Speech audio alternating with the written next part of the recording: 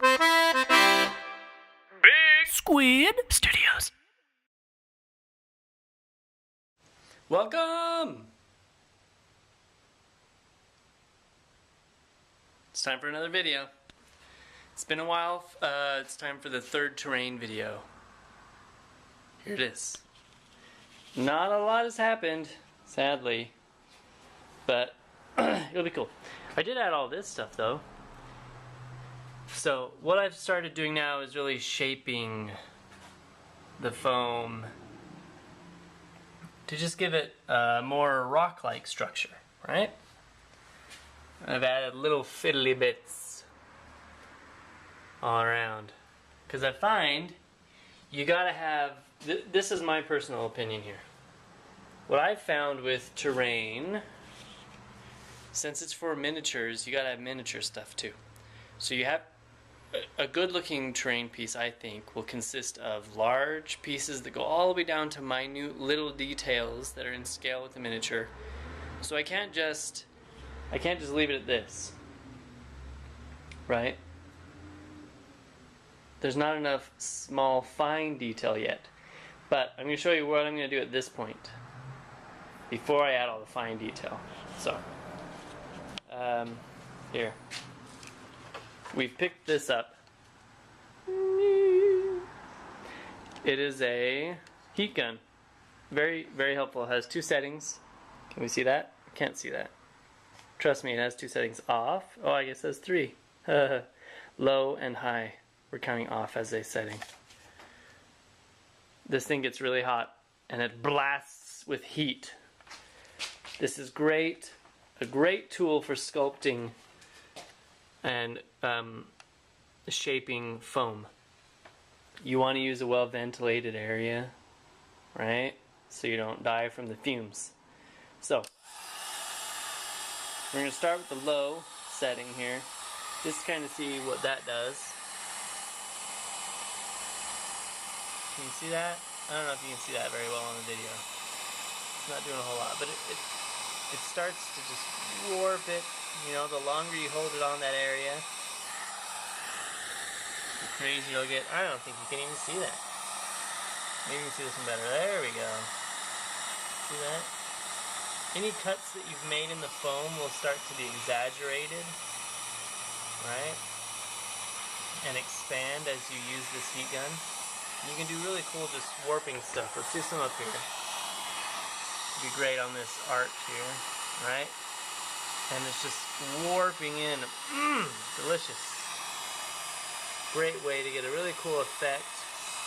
The other effect it has on foam, you can see just on flat surfaces, if you go over it, it kind of gives it this really small, ripply texture, which I like because the flat texture of the foam is just so unrealistic. But you can actually get a really cool effect without even putting gravel on it if you don't want to.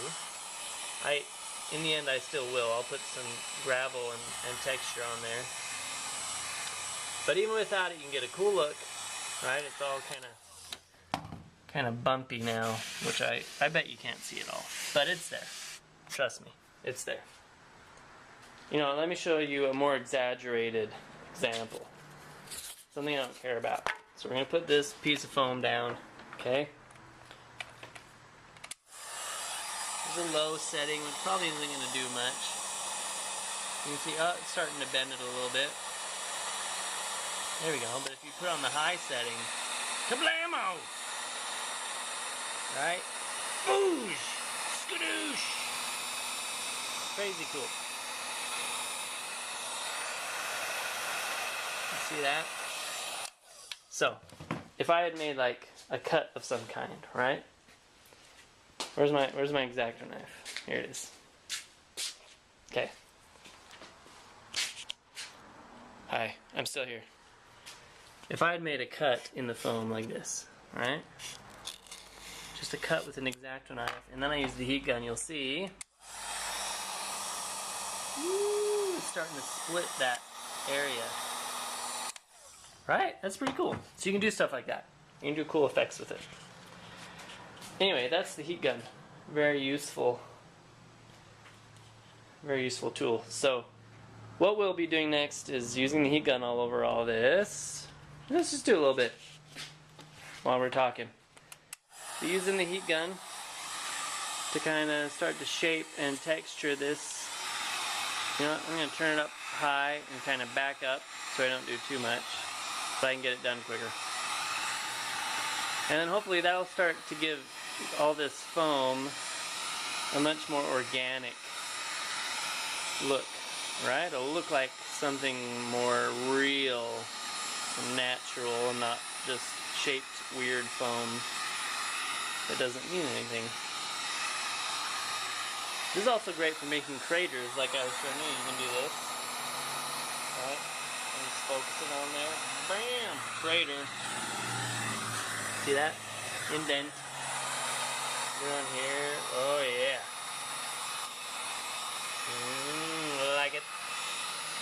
So after I do the heat gun to the amount I like, then I'll go in with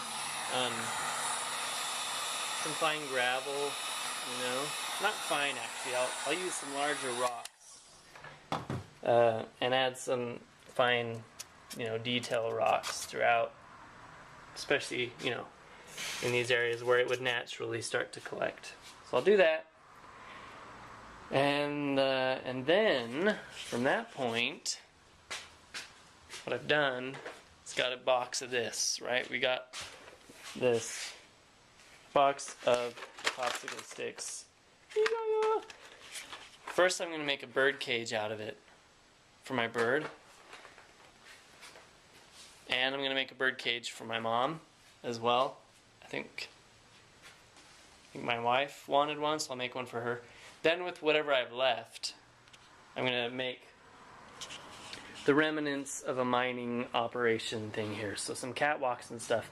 So for the skirmish game, this will be actually very playable terrain. There will be all these different ways to get up and down, these multitudinous levels of sweet. Okay, anyway, this is getting on too long, so there's a train video. Woo, spinning again.